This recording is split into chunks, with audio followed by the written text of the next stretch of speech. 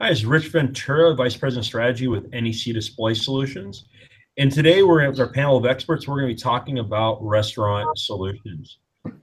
On today's hangout, we have Daniel Black from Glass Media, George Nauman from Shoot Girdman, Adrian Weideman from Creative Realities, and Rich McPherson from NEC Display Solutions.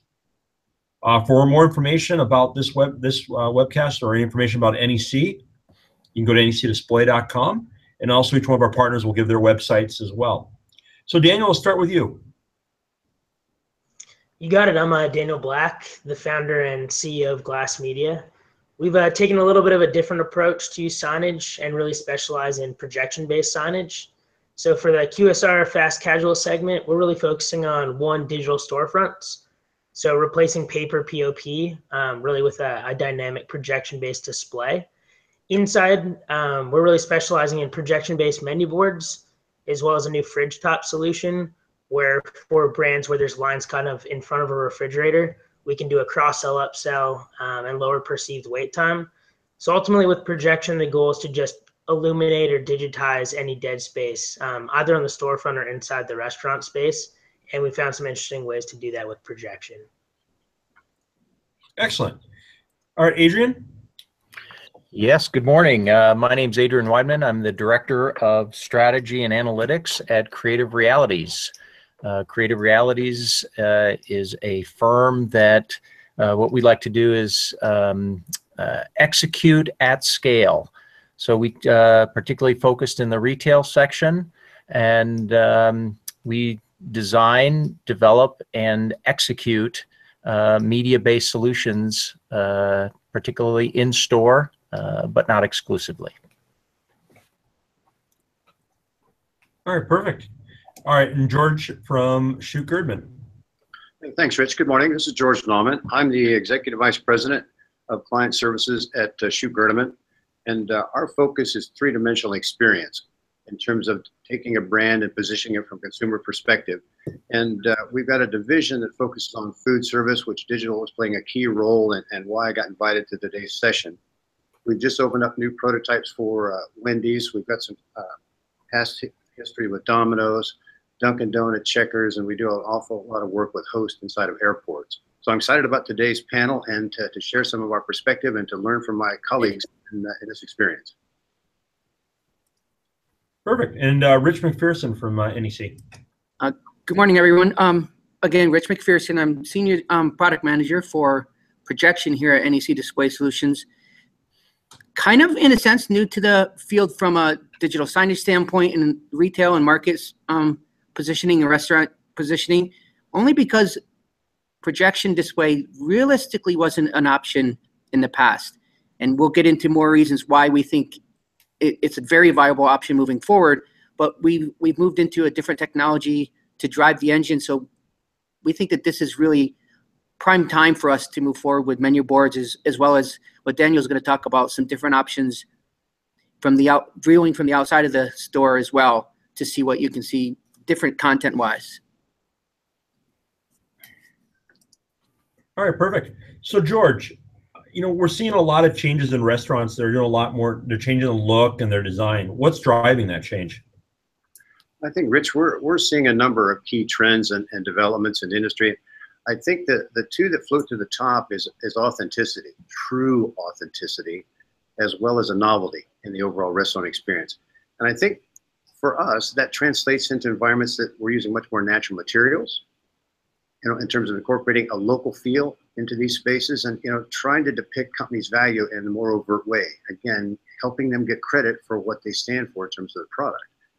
And I think that gets instilled, you know, in quality statements in restaurants, branding elements, certainly decor, and the materials, for example. I think the other big trend that we see is the rise of off-premise consumption. And obviously that translates into restaurants incorporating functional, user-friendly areas for takeout, pickup, and drive-through needs. Okay, perfect. So Adrian, what are you thinking is driving the change?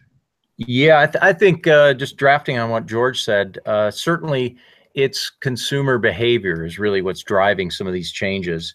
There was a recent survey done by NPD on behalf of Coca-Cola, where they showed more people are eating at home and with limited budgets, food prices rising, and these restaurants and QSRs are competing to try to draw people back out into their stores. So you're seeing a lot of these redesigns taking place. One of the things I like to comment to is over the past year and a half, we've been seeing the lines between grocery, retail, and the restaurant market blurring. And I think those lines were absolutely obliterated with the recent acquisition of Whole Foods by Amazon. So you're seeing a whole seismic shift in food consumption outside of the home. So I believe those elements are really driving some of these design changes. Okay. Daniel, what do you think? Yeah, I mean, we know with dual income households that people, one, are eating more at home, you're correct. Two, it's much more spontaneous now. We're working longer hours. And so people are really doing Uber Eats, right? Pre-ordering on mobile app, picking up outside the store.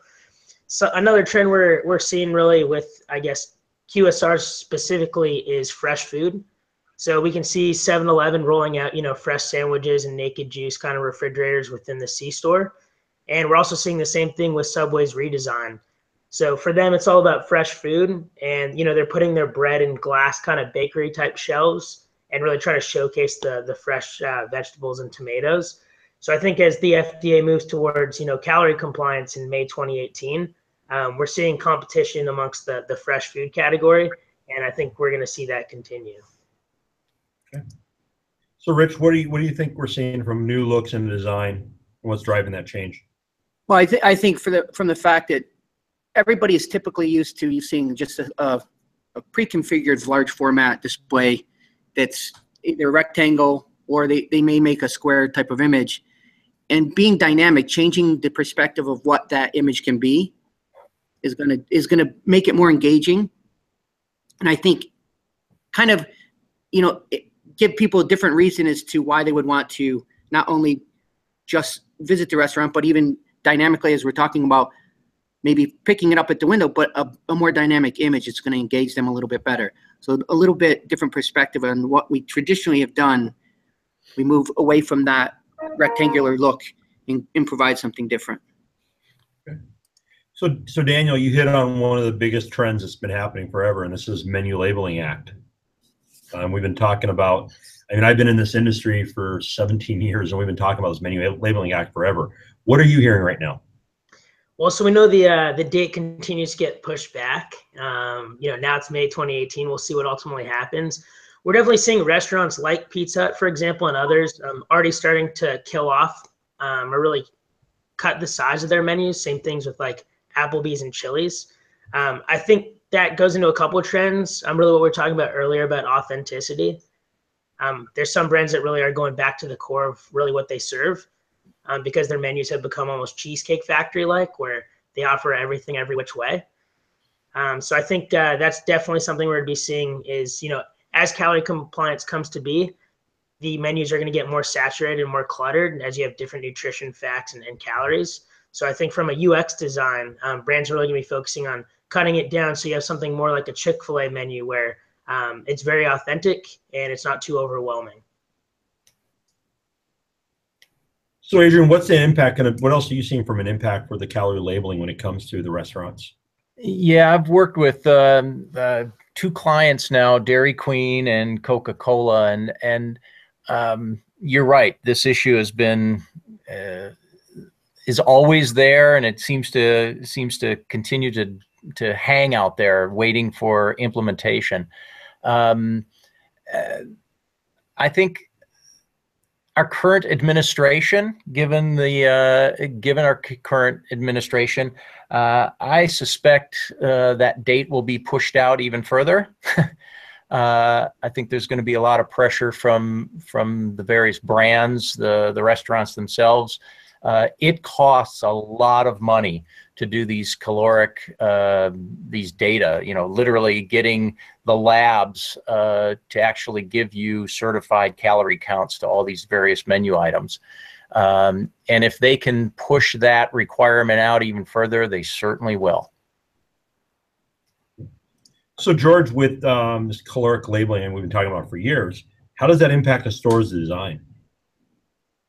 I think when Adrian was touching on it before about grocery stores, just to draw a comparison, we've had the opportunity to do some prototype work for Food Lion and HEB and Whole Foods, and that whole farm to market positioning is just growing tremendously, and that spills over into any food source. And when we were talking about the the calorie count, some companies are already doing it, but at the same time, transparency in food sourcing, the food quality, how it's prepared, as well as nutritional information, we're just seeing that growing exponentially, depending on whether you're fast casual or quick service, and consumers are just demanding to be more informed about the food product and how it's prepared and where it comes from.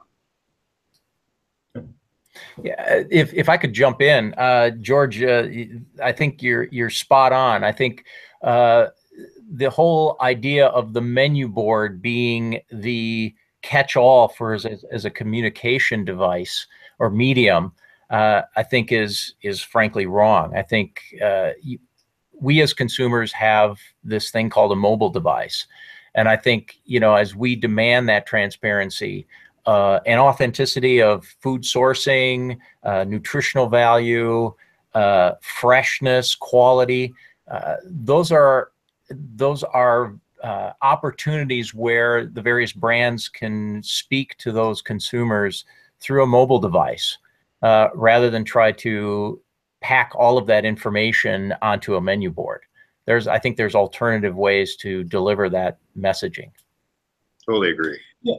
Yeah, definitely. I mean, Adrian, let's talk a little bit about that impact that mobile is actually going to have for restaurants, because it's beyond just having the ability of ordering today or putting up whole calories. I mean, mobile is playing a bigger play now. What are you seeing in the restaurants? Certainly. I think the whole area of click and collect is exploding. Consumers are embracing it, they're using it, and the designs of these restaurants are actually taking that into consideration. What I see happening, I can foresee a situation where the concept of the drive-through as we know it at restaurants will change to more of an express pickup, click and collect pickup, as opposed to being digital menu boards at the drive-through counter. I see the mobile device being that display through different technologies, proximity marketing technologies, where that digital menu board as we know it essentially becomes the consumer's mobile device. Yep. So Daniel, how much are you guys seeing mobile impacting what you're doing today? Well, it's interesting. So when we look at the airline industry, there's airlines like Virgin or now Alaska where, they have the TVs in the back of the seats. And then you have like Dallas-based Southwest where they're now giving free TV through the mobile device. And I think we're starting to see that in the QSR fast casual space as well, with brands like McDonald's really investing in the actual kiosk, and brands like Tim Hortons that are really pushing more for a mobile checkout experience. So I completely agree with Adrian. I think mobile is going to become much more prominent. I think from a hardware perspective, it saves a lot of cost by heavily developing a good mobile app with a good experience instead of putting all this hardware into the store itself. And so I think it's really going to come down to the store design. And like we were talking about, is it going to be more like Sonic, where click to collect, people are just driving up and getting their food delivered? Or is it going to be the standard drive-through where you wait in line behind 30 cars to get what you're looking for? Mm-hmm.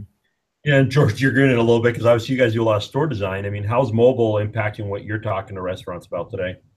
I think it's tremendous, Rich, in terms of the contribution it can make. But I think, one of the things we look at is, more holistically, that whole customer journey. And, that consistency with the website to the mobile app to the physical facility is critical in today's market. And if I can quote just a couple of studies, Adrian will be aware of this one, but, the National Restaurant Association did a study called Mapping the Technology Landscape. And they found that 83% of adults use smartphones or tablets to look up restaurant locations, directions, and hours. And then another quote of the study says an additional 75% look up menus, 55% read reviews, and 51% order takeout or delivery directly from a restaurant's website. So, you know, in the last piece of talks, 50% use rewards or special deals. So, you know, our summarization of that is the mobile is critical to restaurant, but it's also critical that it connects to the website. It's got to be mobile friendly. No, definitely. And I think as we always talk about, the mobile device is that additional screen that goes into retail and restaurants, and there's a lot more we can do with it. So kind of shifting direction a little bit, Rich, you know, we've always talked about large format in restaurants. Why projectors? Why projectors? Great question. In the past, projection technology really only existed with lamp technology from a driving of the light source. That didn't lend well to any kind of digital signage, any kind of retail, any kind of QSR scenario, because replacing lamps, the usage hours that they're using the projectors, you're looking at 18 plus hours a day. They're going to replace the lamp almost every single month, every other month. That didn't lend well, especially when we look at the brightness requirements that are needed for that kind of environment, because you need a lot of light on the screen just to compete against the flat panels. So you want them to be the same kind of dynamic image. So the higher the brightness unit, the lower the life of the lamp itself. So with the advent of laser technology into the marketplace, it allows us to run product 24/7. We don't have to worry about the scenario of replacing lamps or maintenance concerns. So that's changing everything. So it gives them the ability to have a much larger screen, as well as run it in that 18 to 24 hour application, depending on what the usage model is. Okay, great. So Daniel, I know a lot that we deal with, you guys talk a lot about, is projection in glass. So kind of tell us a little bit about what you're seeing when it comes to projection in the space. Yeah, so I guess within the restaurant space, what's interesting is build-up becomes a pretty big problem for a lot of these brands that are expanding or retrofitting. So of course, with flat panels, you're going to need ventilation, and it's a pretty intense build-out from an installation standpoint. What we're finding with projection is it's pretty low profile. It only takes a couple hours to install a unit, and that's because typically we go through either the drop ceiling or the drywall ceiling. What's nice is the projector itself is actually removed from the display surface. So from a form factor standpoint, aesthetically, it looks pretty clean in the environment. And from a hardware perspective, the projector is not actually sitting inside the kitchen oftentimes. It's actually removed behind the cashier. So the projectors from a filtration standpoint do much better in that environment as well. One thing that's interesting, picking up on what Rich was talking about, is one of the nice things about projection is we're not stuck with a 16:9 aspect ratio. So right now you have landscape, portrait, you really have two display orientations. With projection, you can map any shape or size, and we don't have a bezel. So from an aesthetic standpoint, it brings in a lot of creativity, where, you know, depending on store design, if you have lamps, columns, pillars, things of that nature, even an HVAC in the middle of nowhere, with projection, it's much easier and versatile to actually map the image. Switching gears really quickly to the storefront, what we find fascinating is there's approximately 100 million paper posters shipped every year. 40% make it onto the restaurant floor and only 20% up on time. So really through a projection-based storefront, we really have the ability to bridge the gap between online and physical commerce and let the restaurant brands basically take whatever they're doing in the online space and really bring it to the storefront in a very cost-effective and time management perspective. So George, how are you seeing projectors impact retail design or store design for you guys? I think in terms of the expertise, I'd have to lean on Daniel's expertise and Rich's in terms of, you know, the infrastructure, the digital plumbing, if you will, and the hardware. But when we look at it more from a consumer standpoint, you know, we're in the sensory business. You know, it's not only what you see, but it's what you hear, what you smell, what you taste.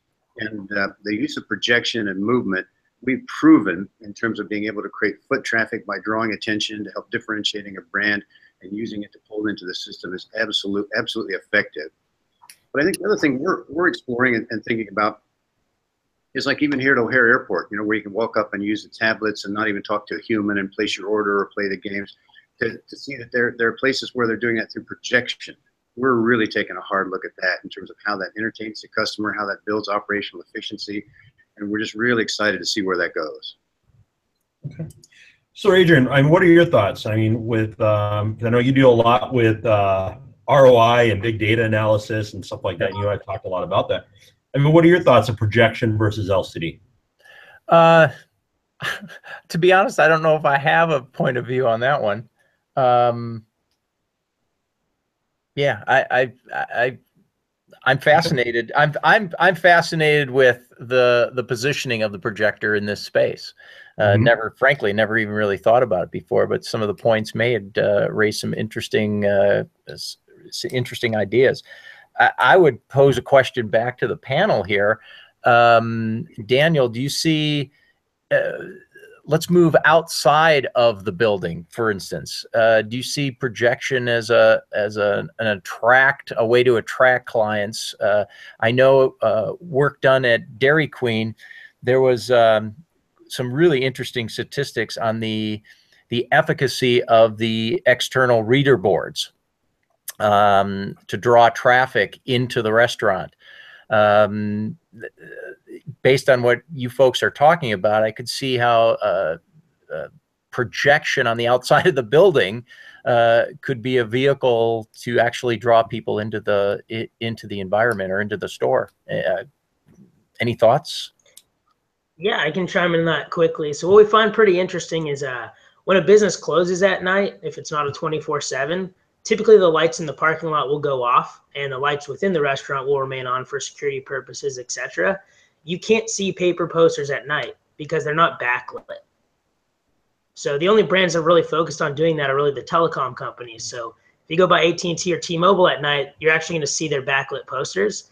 You don't see that with the restaurant space. So if you drive by, any QSR that's not open at 2 in the morning, the poster, you're not going to be able to read it from the street. And so that really changes with rear projection technology, where we can actually 24/7 compete with direct sunlight during the day, and same thing at night.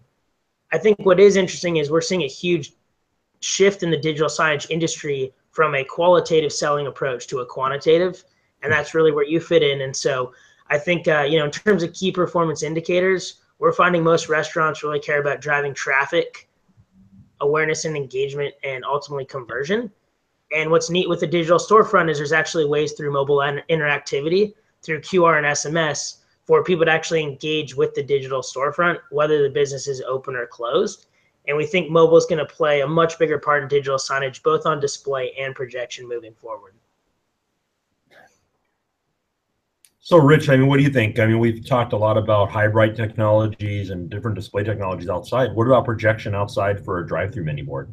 Yeah, I mean, from a drive-through menu board, it would be a little bit more difficult, but as Daniel's talking, engaging with different imagery coming from the inside the store out to the storefront itself, or the restaurant front itself.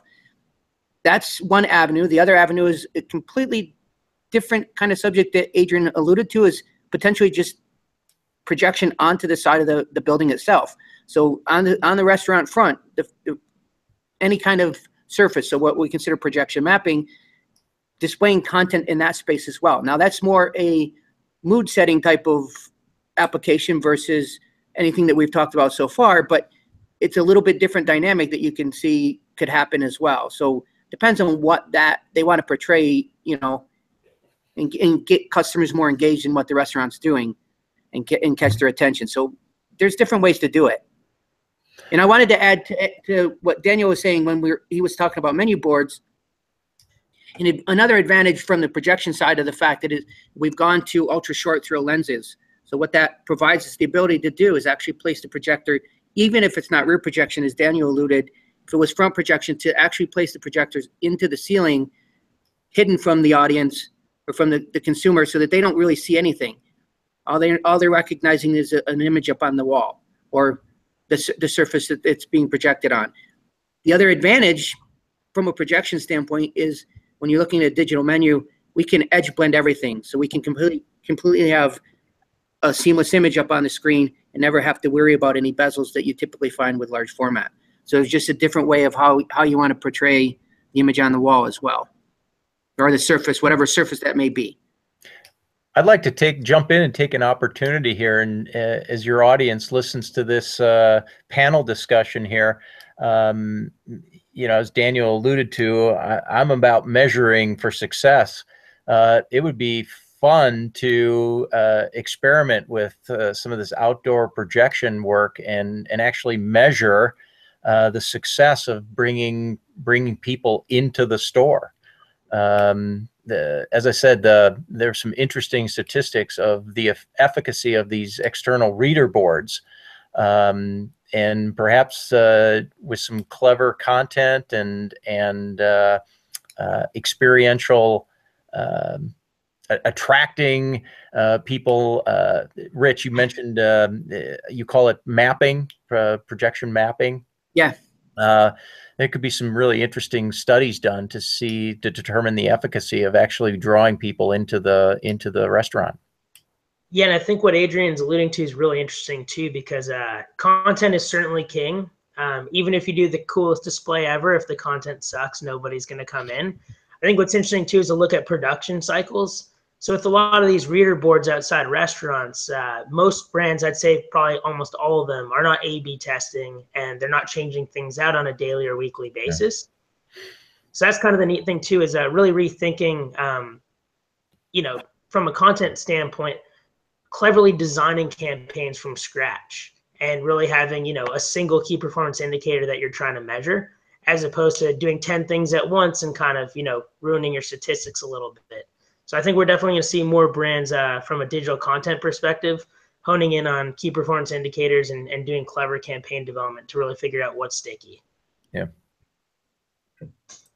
George, what are you seeing? Because obviously brands, if they're going to make some heavy investments and redesigns of the restaurants, they're making these investments on the menu boards. When we look at ROI and how they're trying to prove this or their KPIs, what are you seeing restaurants looking at? I think too, when Daniel was talking about some of the other industries, he mentioned AT&T and T-Mobile. I was hoping he mentioned Verizon, since that's one of our clients and our work. Like the Verizon on the Magnificent Mile here in Chicago. Some of the zoning challenges we had, but we use digital. I can absolutely guarantee it increases foot traffic and conversion rate. But studying on the outside, what Rich was talking about in terms of the digital mapping, we try and break that down from a consumer mapping standpoint. If you just focus on QSR for a minute, we're trying to choreograph from that curb cut, right? As soon as you turn your automobile into the parking lot, what do? You're studying landscaping, you're studying where do you put the dumpster, all these signals that have a communication to the customer that's important about the food quality. And then to echo Daniel's point, we're digging deep into when you pre-order versus order. We're trying to lower anxiety and speed the throughput, because seconds count. Because in a lot of these QSRs, Adrian would know the numbers better than me, but sometimes between 60 and 80% of a unit's volume goes through the drive-through. And if you can do some of that mapping through that journey, whether you've got 30 seconds or you have 2 minutes, it's tremendous. And that's exactly what Daniel's talking about is, how do you help with a pre-order? How do you help with the ordering process? And then as they leave, how do you create that boomerang effect? How do you communicate something that you need to come back next week or next month for a special promotion? Because in the analytics that Daniel talked about, that's how we're judged sometimes, that if I come to a facility once a month, how do I convince that person to come twice a month? Yeah. I want to add just a quick note, George, you hit on something. One of the things that is paramount in the entire food service category is this issue of speed of service. The speed of service is absolute in that space. Any new technologies, however clever and wonderful that they may be from a visual point of view, if they slow service in any way, shape, or form, they're simply not going to be accepted. The corollary to that, of course, is if you can introduce these various technologies and demonstrate that you can actually improve and, shall we say, shorten the speed of service, there's a direct ROI related to that metric in and of itself. Is there just a quick question on that note? Has there been any kind of study, and I don't know if it's really happened yet, but has there any study that's taken place that, yes, we're talking about speed of service, right? What if there's a reason to promote something or provide information while they're waiting for their food, so that we keep them engaged. So that speed of service, even if it does have some sort of delay, isn't so impactful as far as a negative aspect, because that consumer is now engaged in watching certain material that, is keeping them worried about that, versus having to just think, I need to get my food now because I placed my order, what's going on? So it has anything like that taken place. I don't know if it has realistically, because I don't know if any QSR company, restaurant has actually looked and said, okay, let's place content outside.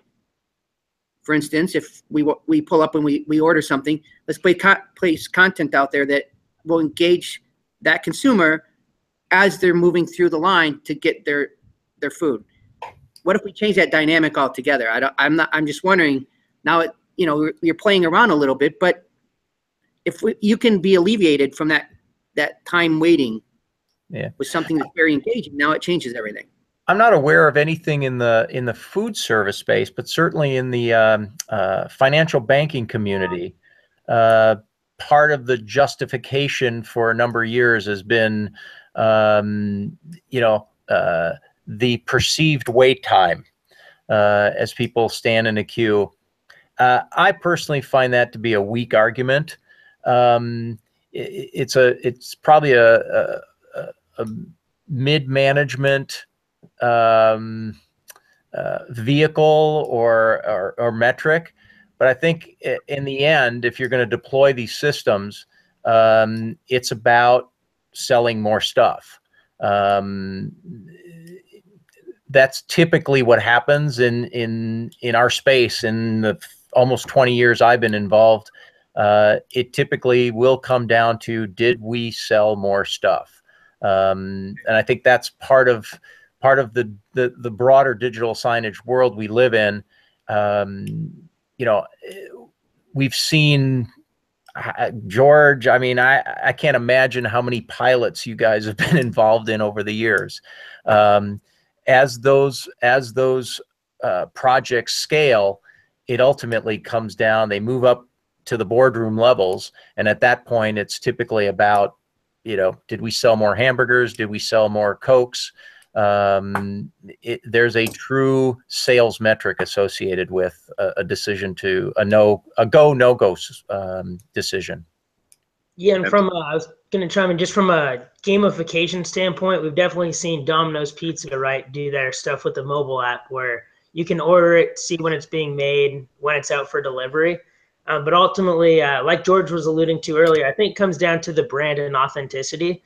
When I go somewhere like Whataburger, In-N-Out, and I want that fresh made to order, I'm willing to wait a lot longer. But when I go to a fast food restaurant where I know it's back there and it's already made, I expect it right away. And so I think it's also about controlling consumer expectations, and it all goes back to branding. Yeah. I think, Daniel, one of the other things, because we had the pleasure of working with Domino's on back when they got on the national television and talked about their product quality and how they updated the product and how they wanted to update the place, and even the local commercials that are running now about the franchisees taking sledgehammers and building a new concept. It's all about pizza theater, and that was our work. Now, we did not do the website, we did not do the mobile app work, but we plugged right into those meetings and how imperative it was that connection was made. And one of the big ahas with the digital application inside that Domino's that Daniel started to touch on is I can jump in my car, I can hit the mobile app, and knowing how soon I can get to that location, walk in, and then there's another digital monitor that lowers anxiety. Again, we're in the business of trying to lower friction, lower anxiety. And if you come in here like wondering, gosh, is my pizza ready? What the hell? Is it laying there? Is it getting cold? But up there, my name is on the board and it says, George, your pizza will be ready in 2 minutes or 1 minute. That has had tremendous value in that overall experience with Domino's and our work. Now, one of the big trends that we're hearing everybody talk about is huge investments going on, kiosks. Everybody seems to be wanting to put a kiosk now in a restaurant. And we've always talked about how do you speed up service, how do you make order accuracy. What are your guys' thoughts about the kiosks? I mean, maybe let's start with you, Adrian. Get your thoughts about the kiosk in restaurant. Yeah, I think I actually use this same example. I've been in the space a long time, and there is a a sandwich shop, particularly on the in the Northeast corridor called Wawa. And these folks introduced a kiosk, an ordering kiosk, in the early 2000s. They were way ahead of the curve, and they introduced very iconic ordering. So all of the ingredients to the sandwich were all through a kiosk, all done through photograph images, whether it was mayonnaise, turkey, lettuce, tomato. And the results that they had were exceptional in terms of accuracy of the order and the speed of that order. So I think, and again, this was, over 10 years ago. I'm surprised we haven't seen more in the food service industry with ordering kiosks. I think they're going to become more and more prevalent. Okay. I mean, Daniel, what are you guys seeing right now from a kiosk perspective? So I think, again, it goes back to consumer gamification. It's a lot more fun to build your own burger, for example. So if you're at McDonald's and now you have the ability to, for an extra 5 cents, put 3 extra pickles on your burger. I don't know the exact statistics, but I know McDonald's seen almost a 2% lift, I believe, in revenue from the kiosk ordering. So I think it's definitely a play on that trend of made to order and customization. And I think it's that gamification aspect of really being able to make something unique as opposed to just something you pick off a menu or a board. I definitely think from a hardware perspective, like we talked about earlier, I don't think huge kiosks are the way to go. I think we're going to see a lot more kind of those cashier counter type tablet kiosks or mobile altogether. One, it saves money on hardware, but two, aesthetically from a store design, and George can speak to that as well. I think the kiosk can be overwhelming a little bit, and you don't need to, from a sensory overload perspective, put too much digital in the store to really achieve your end goal. Okay. So George, on store design, how much has kiosk been starting to impact what you guys are looking at for QSRs or for restaurants as a whole? I think I might be showing our age here, but we were putting in some of the kiosks, 10, 12 years ago with a convenience store player called Sheetz out of Altoona. And that customer base, as you might recognize from convenience stores, we actually had a concierge in there to help them understand how to use it. So it was a combination of, those that were willing to be a little more progressive. And if you didn't feel comfortable with that, you can order your sandwich the old-fashioned way. But to Dan's point, once you could make the customer understand that if you want to put double mayonnaise on there, you hit this button and it happens, and your order accuracy goes way up, the adoption rate went up. So now roll forward that 10 or 12 years and talk about my sons. They go in and there's no hesitation. At that age bracket, I can't quote numbers, sorry, but we just opened a prototype for Wendy's right in Columbus, Ohio, in our hometown, and kiosks are an integral part of the process. And I can tell you it's having an exceptionally positive experience to those dine-in customers. So I think it's going to continue to grow because, again, it connects back to that technology piece and be able to communicate that brand, that selection, that empowerment that some of the customers are looking for. So I think it's going to continue to do nothing but grow. Okay. And so then, Rich, go ahead. Daniel, also, just from an economics perspective, with minimum wage increases, we know a lot of the brands as well are going to be pushing for the kiosk. So I think in addition to just digital transformation in general, we're going to see brands pushing from a unit economics or a cost standpoint of doing it even quicker. Okay. Yeah. I was going to add on that, and it probably changes the subject here a little bit, but I think Daniel, you mentioned the tablet ordering, the kiosk format. I think you could take it one step further and say that kiosk literally becomes the e-commerce platform and the POS platform all in one. So I think you're going to be seeing that traditional cash wrap as we know it goes away, where it becomes I like the use of the word gamification. Through my lens, it's personalization, but it's an interesting use of those two words. But I think people want to take control of their food ordering and the whole process. And I think it makes natural sense. The progression is why not have that ordering kiosk all the way through the journey? I can see, the mobile device once you go into the store, and then that kiosk becomes your point of sale terminal as well. Okay. So obviously, Rich, we don't see projectors that much in kiosks, but we are seeing projectors being used in other similar applications with on countertops and things like that. What ways are you seeing projectors being used differently? Well, a couple different applications is, as you said, on countertops, whether it's in the food preparation space, or projecting onto a surface, and actually food preparers are using that as a template to prepare the food to make sure that's a consistent set of food that's coming through the restaurant itself. That's going to change applications. Other ways is even at salad bars, such as a salad bar where they're actually projecting up onto the glass surface with an image, so that if there's content there, they're seeing some content from what they want to portray from the restaurant standpoint, but as well, then it can be a clear glass that they can still see the food that they're taking, from the salad bars. So it just a couple different little applications that are out there that we're looking at and working with different restaurant groups for. Okay.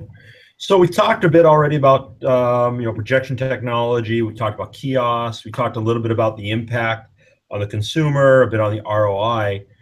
What other technologies are you guys seeing being used or having a play in restaurants? Daniel, I'll start with you.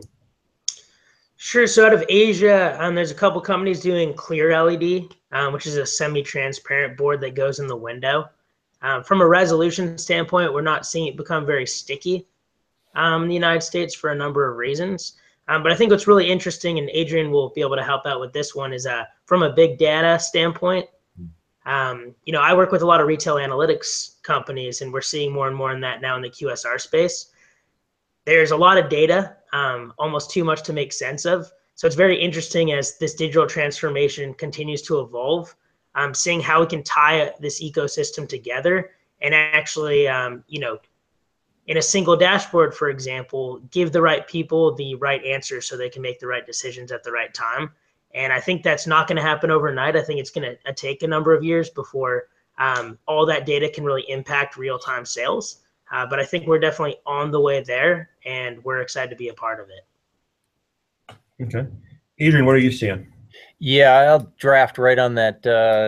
I made in preparation here in my notes, this whole concept of big data, but I'll step behind the scenes a bit. And what you're seeing now is everything is becoming connected. So in a food service environment, ovens, fryers, coolers, freezers, even learning management systems, those all are connected devices, and they all play out and spool out, terabytes of data. But I think where that's all driving towards is essentially, from an operations standpoint, all of that data being consolidated, mapped, so that if we take the extra step out to that digital menu board or that mobile device, as we've been talking about, is being able to present relevant and operationally conservative presentation menu items, even food. For instance, if certain burgers or ingredients are available in that cooler and they're starting to get towards the end of their life cycle, between the data and artificial intelligence and machine learning data, that all this gets mapped to say, gee, we have to promote a certain product because we've got ingredients getting towards the end of their life cycle. So I think from an operational standpoint, we're seeing all of these pieces and parts ultimately driving to what ultimately will be the new, if you will, restaurant environment. And I think, George, you're probably seeing this in some of the designs. You guys are behind closed doors having these same discussions with some of your clients. No, absolutely, Adrian. We've got some things that we can't cover off in an engagement like this, but we've got some pretty interesting things hidden in warehouses, where because on the retail side, we're doing a lot more with virtual reality, being able to walk through a store on your laptop at home. Restaurants a little different, right? Because sometimes there's more of an immediate consumption on a food product. The application is different. So I think we continue to push the envelope. But on the flip side of that, we're just working really damn hard on, taking some of the technologies that are out there right now and figuring out how to scale it. Because some of the stuff is so brilliant, but if a unit's only doing $1 million, there's only so much you can do versus a unit that might be doing $5 million. You can get, but trying to convince these owners, operators, these big corporations, how to create tiered investments to be able to scale it across the fleet and say, you put this in $1 million, we'll turn it into 1.2, 1.3, and just add the next component, continuing to build the family. It's a challenge. It's something that we're really working hard to try and build the, the analytics around it to help prove it. Yeah. Yeah. So, Rich, what are you seeing? What other technologies are you seeing that will come into restaurants, especially over the next couple of years? Well, from my perspective, obviously, it's the advent of bringing laser technology into the market. I'm very new, as you know. NEC has been very successful from the flat panel side of things. Projection is just starting to take off, so I have to grab a little bit, more hold of the restaurant for my, to engage a little bit better. But I mean, the advent of a laser technology and the ability to do what we can do, create images that have never been able to be created in shapes and forms that we've never had the ability to do. That's what I see is changing. Okay. All right. So, Adrian, we're going to kind of end this here with a question for each one of you guys, and each question is going to be a little different for each one of you. I'm going to start with you, Adrian, and you touched a little bit about the role of big data and all these endpoints.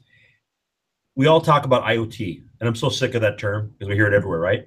But if we look at it in restaurants environment, and you look at it from the front to the back, how is IoT going to impact a restaurant? Yeah, as we just touched upon earlier, I think all aspects of food service, from the consumer with a mobile device, doing that search mechanism hours in advance of making a choice on where, what, and how they're going to dine, all the way through to, as I just stated earlier, all of these devices that actually prepare the food, down to the food itself, are all connected in some way, shape, or form. And I think mapping that speed of service based on consumer expectations, all of that information, all of those insights are ultimately going to drive a very automated, seamless experience for the consumer. And you're right, I didn't use the word, didn't use the phrase IoT. They are connected devices, and they're all spilling out data. It's how to use that data, in particular, in cooperation and together with artificial intelligence, so that we can use this data to start looking into predictive analysis on what shoppers are going to want when they come in. It's dancing on that fine line between interesting and creepy, right? So we want to be able to provide insights to the consumer without being invasive. But I think it really comes down to all of those data points and mapping them into a predictive solution that brings value to that shopper. Okay. So, George, we look at it from a design perspective. If you look at 5 years from now, what do you see that store design looking like? I think, Rich, the way we're viewing the world right at the moment, in terms of that physical manifestation, that physical experience, we talked about our firm's involved in the sensory business as helping our clients get credit. But one of the things that happened to us 2 weeks ago that's pretty exciting is our firm's been independent for 28 years. And we just got merged and acquired by FCB, which is one of the largest global agencies.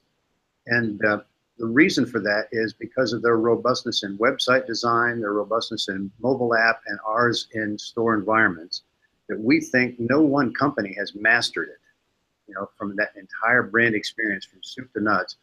And I think we're trying to position ourselves for that. We're trying to connect all the things that Daniel and Rich and Amy talked about, because no one person or one company owns all that. And we're trying to determine if we can cross-pollinate that understanding, build a collaborative machine to be able to do that, and then be able to, again, communicate to these restaurateurs, these owners, how to build these concepts, how to test these concepts to consumers, and then be able to scale them. Okay. So Daniel, you know, with a lot we've talked about with projection and mobile and analytics and everything like that, to you, if you're sitting across, you know, from a executive at a major restaurant brand, what are probably the 2 or 3 items you got to make sure that they need to think about in the back of their mind when they're looking at doing this? So I think a big one is there's been a big push towards end-to-end solution providers. And I think from a RFP cycle or a legacy RFP cycle, a lot of brands are tired of that, you know, 3-year cycle of talking to 30 middlemen and doing all these complex bids. So I think what's going to be happening is you're going to see companies like my company and NEC, for example, and a couple others kind of understanding where their solutions intertwine and how they can work together to kind of really, I guess, add transparency and make a seamless kind of selling process. So I think for the executives, that's kind of where we fall. We help with the software and the analytic portion and work directly with the manufacturers oftentimes on the hardware. So I think it's just really cutting a lot of the fat and making the sales cycle much more personalized and customized to the brand, as opposed to selling just a turnkey black box solution, which we've seen for, you know, the past couple of decades. I think now we're getting much more into custom tailored solutions, because every brand is different and one size ultimately doesn't fit all. Okay. All right. And so, Rich, you know, from you know, obviously we talk a lot about technology and different ways we can use visual technologies. If you look at, you know, 5 years from now, so if we go back 2-3 years ago, everything was LCD in the restaurant, right? 5 years from now, how much projection do you think could be in a restaurant space? That's a good question. I wouldn't go as far as, you know, 50%, but I think 30 to 40% would be very logical, and not to completely take it over, but to supplement what is already there. So the technology lends to the fact that if you have you can have LCDs for a certain application, you can have LED as well. So we know that LED is coming down in price. So that's another avenue. So the different technologies that are available can all be brought together, and actually the content creators can utilize those different technologies to create a different experience altogether. So not necessarily, oh, large format is just one specific piece of content, projection is another. You can actually bring them together and make them both kind of engaged to, you know, at the same time. So something that's happening on the LCD side can also be happening slightly different manner on the projection side, or vice versa, so that you know, maybe you touch an LCD panel to place an order, but all of a sudden an image from the projection side appears on the wall, and that maybe that's your actual order in a graphics design versus just text. So there's different ways to engage that. So I think learning what we can do, again, it's a new concept. Projection hasn't been used there. Learning what we could potentially do and bringing it to the market that way, I think is probably the better solution. Not just saying, okay, one technology versus the other, but bringing them together. Okay, great. All right, so we're close out. Adrian, you know, we want to give everybody a little information on how they can get a hold of you and CRI's website. Yeah, CRI.com. Yeah, and some of the points made in this panel, find it exciting. Certainly raised some new thoughts for me, and hopefully amongst ourselves and the NEC partners, we can connect some of these dots. So we're excited about that, and thank you for allowing us to participate. Excellent, thank you. Daniel? Yeah, well, thank you again. I was excited to participate. You can get to our website at digitalstorefront.com. Feel free to just ask for Daniel, and more than happy to do an exploratory call with anybody that's interested. Okay, thank you, Daniel. George? Rich, if I could, I just want to make one more comment on Rich's point when we were talking about the projections and why, as a company, we're awfully excited about it. Because we study day parting a lot, and what you can project, based on a restaurateur's menu, whether it's breakfast, lunch, or dinner, is a key application for projection. But I think the other thing that's really fun to explore, as Rich started to allude to, is how much is what we talked about before, either brand positioning or food product, or where does it come from, or price or information, versus what's entertainment. What actually do you want to see, hear, smell, and taste versus actually the consumption of food? I think those are some of the places that we're starting to explore in terms of what that means to the audience. But anyway, and with Adrian and Daniel and Rich, thank you very much for the opportunity. Our company is long in terms of spelling. Our website's just the 3 W's, and Schugerdeman is spelled CHUTEGERDEMAN.com. And we'd love to walk anyone through individual case studies and our relationship with the individuals on this panel. We'd love to collaborate and talk further. So thanks for the opportunity. Oh, thank you, George. All right, and Rich. Yeah, it's Rich McPherson. Of course, it's easy. NEC Display Solutions, or NEC Display is actually the website you want to go to, but I can be reached at rmcpherson@NEC Display. But thank you, everybody, for the insight here. For me, it's a learning curve I'm just starting to get into from this side, but it's fantastic to hear everybody's opinion on what we can do in the market and how the market is progressing forward. Perfect. Well, once again, this is Rich Ventura, Vice President of Strategy for NECDisplay.com. And for any more information, go to any of these partners, and we'll definitely be able to help you. Thank you.